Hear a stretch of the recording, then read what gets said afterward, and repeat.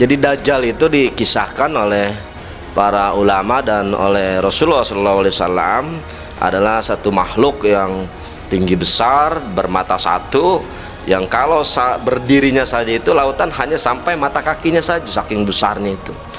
Kemudian dia mampu memperlihatkan surga di tangan kanannya, neraka di tangan kirinya agar mengelabui manusia. Jadi Dajjal itu adalah sesuatu kekuatan yang mampu menggelincirkan seseorang keimanannya kepada Allah Subhanahu wa Ta'ala. Selain kemunculan Dajjal, tanda-tanda akhir zaman lainnya adalah munculnya Ya'juj dan Ma'juj. Mereka dikisahkan sebagai dua suku yang memiliki kekuatan untuk merusak dan menghancurkan kehidupan di muka bumi. Lalu bagaimana Ustadz Zaki Mirza menggambarkan tentang Ya'juj dan Ma'juj yang memiliki perbedaan pendapat dari sejumlah ulama?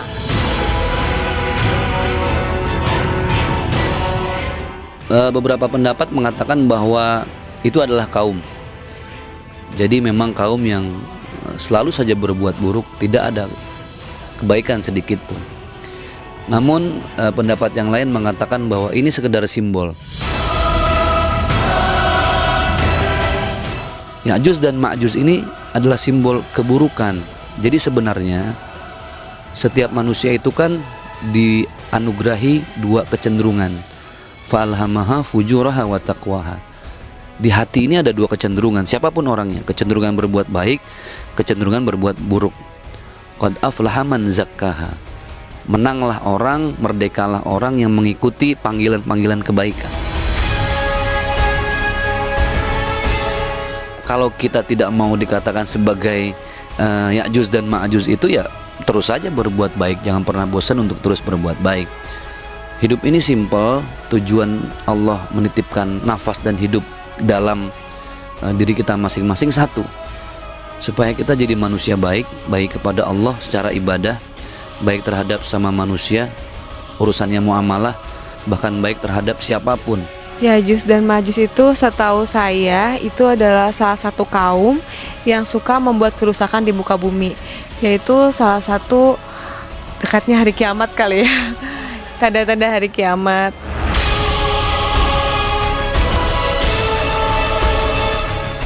Sebelum munculnya Dajjal serta Ya'juj dan Ma'juj, tanda-tanda kiamat, ada tanda-tanda akhir zaman lainnya yang bisa terlihat secara kasat mata di masa sekarang.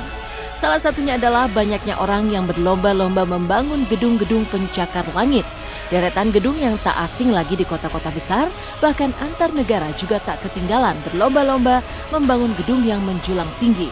Dan ketika kini gedung Burj Khalifa di Dubai dengan ketinggian 827 meter tercatat sebagai gedung tertinggi di dunia, maka Arab Saudi tengah merancang gedung dengan ketinggian 1000 meter.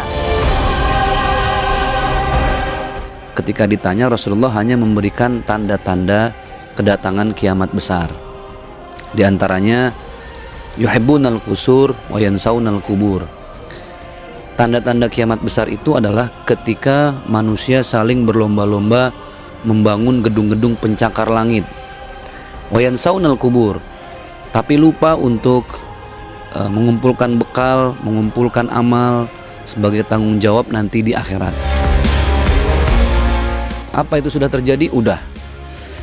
Di abad kekinian, abad milenial, kita lihat Burj Al Khalifa itu adalah menara tertinggi di dunia, adanya di Dubai. Tapi sekarang Saudi tidak mau kalah. Saudi mau bikin satu gedung pencakar langit dan mengalahkan gedung Burj Al Khalifa. Kedepannya mungkin nanti Cina, mungkin nanti di Eropa, mungkin nanti di Afrika. Wallahu a'lam bishawab. Jadi inilah tanda-tanda yang disampaikan oleh baginda Rasulullah Sallallahu Alaihi Wasallam. Iya, mungkin itu salah satu tanda ya, dengan munculnya gedung-gedung pencakar langit yang luar biasa tingginya gitu.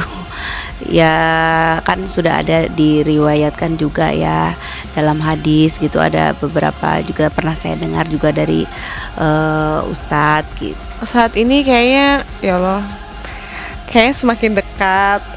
Salah satunya yang aku tahu itu kayak seperti bangunan-bangunan yang tinggi di Dubai. Salah satunya namanya Burj ya.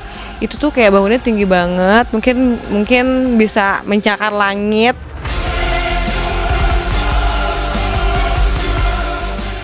Selain gedung-gedung pencakar langit, tanda-tanda akhir zaman yang sudah terlihat di masa sekarang adalah banyaknya manusia yang sudah terpesona buayan dunia dan lupa mempersiapkan bekal untuk hari akhir nanti. Selain itu, tanda lainnya juga disebutkan bahwa banyaknya masjid-masjid megah dan mewah, tapi hanya segelintir orang yang melaksanakan ibadah di dalamnya.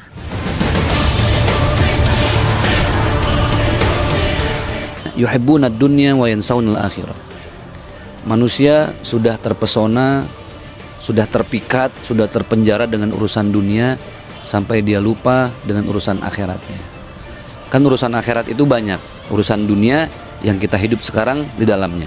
Sehingga korupsi, kemudian begal, kemudian garong dan lain sebagainya kan udah semakin marak nih sekarang ya. Itu juga ciri-ciri tanda kiamat. Banyak orang meramaikan masjid, membangun masjid, dihias, tapi nggak ada yang sholat. Itu tanda-tandanya. Lalu bagaimana pula dengan negara-negara yang dulunya miskin kini menjelma jadi negara kaya dan memiliki pengaruh besar di dunia? Adakah ini juga termasuk dalam tanda-tanda kiamat?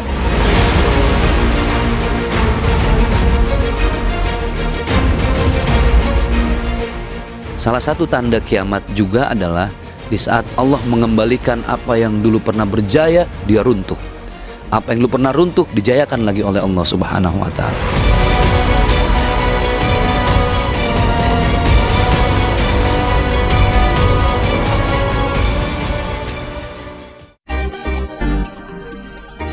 Momen bulan suci Ramadan sejatinya adalah waktu yang suci untuk mempersiapkan bekal menuju kehidupan akhirat. Semakin banyak pahala yang dikumpulkan, semakin tenang hati untuk menyambut akhir kehidupan yang pasti akan dialami oleh setiap manusia. Pemirsa, semoga tayangan kami tadi bermanfaat bagi Anda. Terus saksikan Silat setiap Senin sampai Sabtu pukul 9.30 waktu Indonesia Barat hanya di RCTI.